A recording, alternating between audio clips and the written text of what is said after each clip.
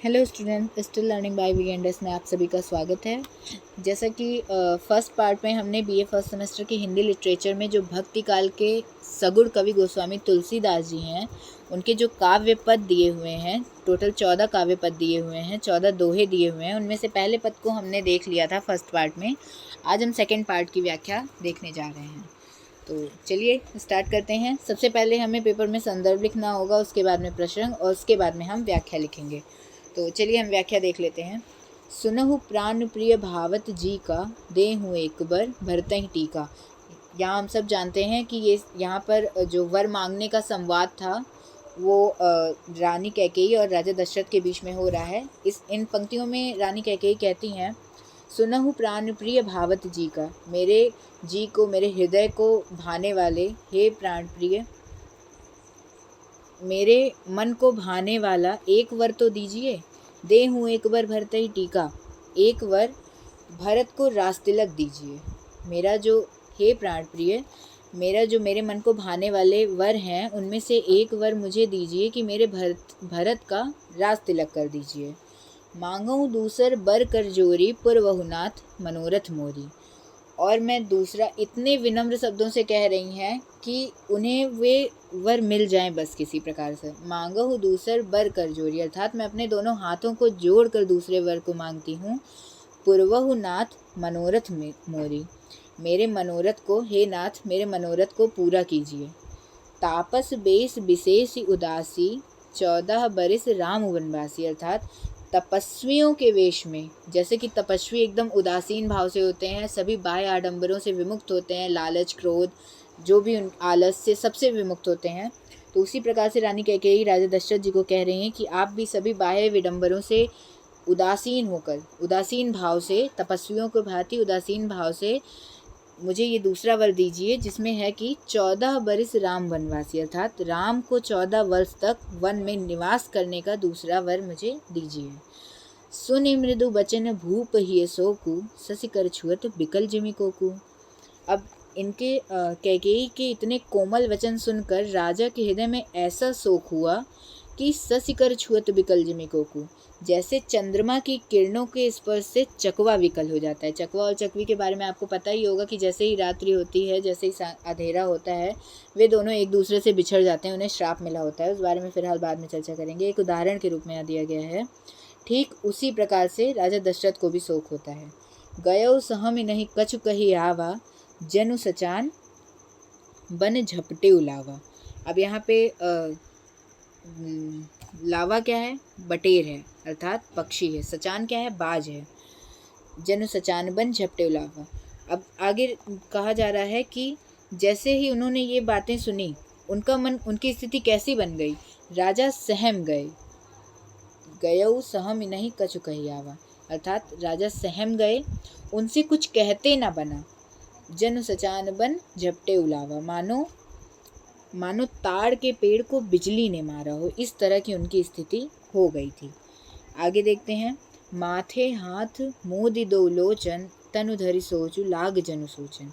माथे पर हाथ रखकर, माथे हाथ मोदि दो लोचन, माथे पर हाथ रखकर दोनों नेत्र बंद करके, तनु धरि सोच लाग जन सोचन, वे इस प्रकार सोच रहे थे कि मानो उनकी सोच ही एक शरीर बन गई हो और वो सोच ही सोच कर रही हो, अर्थात सोच ने भी शरीर धारण कर लिया था। ऐसा लग रहा था, ऐसा प्रतीत हो रहा था, वे इतनी गहरी सोच में पड़ गए थे कि मानो उनकी सोच ने ही उनके शरीर को धारण कर लिया है।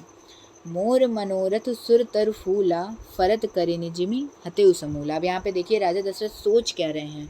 राजा दशरथ सोच रहे हैं कि मोर मनोरथ सुर तरु फूला। सुर तरु कल्प वृक्ष होता है। सुर अर्थात देवता, तरु अर्थात पेड़। सुर तरु अर्थात देवताओं का जो वृक्ष होता है, उसे कल्प वृक्ष कहते हैं। यहाँ पे कल्प वृक्ष की बात हो रही है। राजा दशरथ सोचते हैं कि मेरा मनोरथ रूपी कल्प वृक्ष फूल चुका था, अर्थात फलित हो चुका था। फरत करिनि जिमि हतेउ समूला। फरत अर्थात परंतु फलते समय ही कैकेयी ने हथनी की तरह उसे जड़ समेत उखाड़ कर नष्ट कर डाला। मतलब राजा दशरथ मन ही मन सोचते हैं कि मेरा जो इतना सुंदर मनोरथ था, मेरा मनोरथ रूपी जो एक कल्पवृक्ष था, ये फूल चुका था, परंतु फलते समय कैकेयी ने हथनी की तरह उसे जड़ समेत उखाड़ कर नष्ट कर डाला। आगे देखते हैं, अवध उजार कीन कैकेयी, देनिस अचल विपत्ति कहनेयी। अब राजा दशरथ सोचते हैं कि क्या हो गया ये, कैकेयी ने अब अयोध्या को उजाड़ कर रख दिया और विपत्ति की अचल अर्थात एकदम दृढ़, अवध उजार कीन कैकेयी, दीन्हिस अचल विपत्ति कहनेयी। अयोध्या को कैकेयी ने उजाड़ कर रख दिया और विपत्ति की इतनी दृढ़ नींव डाली कि अब इसमें जो है कोई और इसमें सुधार आने की संभावना नहीं है। राजा दशरथ मन ही मन सोचते हैं। आगे देखते हैं, कवने अवसर का भयो, गयो नारी विश्वास, जोग सिद्धि फल समय जिमे, जति ही अविद्या नाश।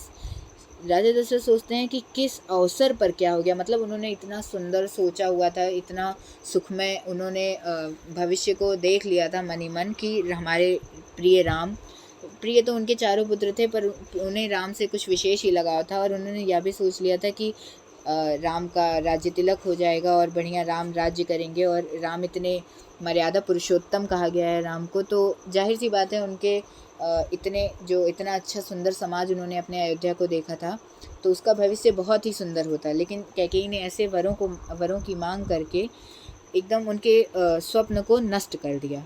तो वही राजा दशरथ सोचते हैं कि किस अवसर, कौने अवसर का भयो, गयो नारी विश्वास, किस अवसर पर क्या हो गया, स्त्री का विश्वास करके मैं वैसे ही मार गया। वे क्या सोचते हैं कि या तो मैं अगर इन्हें ना 2 वचन दिया होता, ना जो है आज मेरे साथ ऐसी स्थिति आती कि मैं इनका विश्वास करके इन्हें वचन दे गया, और मुझे लगा था ज़्यादा से ज़्यादा क्या मांगेंगी, या तो आभूषण मांगेंगी, धन दौलत मांगेंगी, पर इन्होंने तो इतनी बड़ी चीज़ मांग डाली।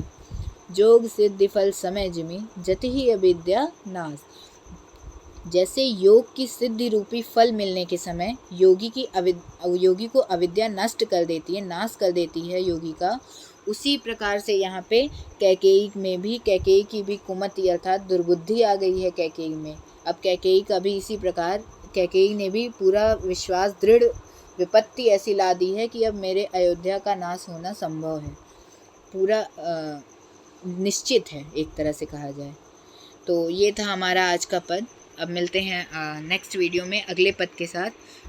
प्लीज़ ऐसे बने रहिए और लाइक शेयर एंड सब्सक्राइब करिए अगर वीडियो आपको पसंद आया। Thank you so much.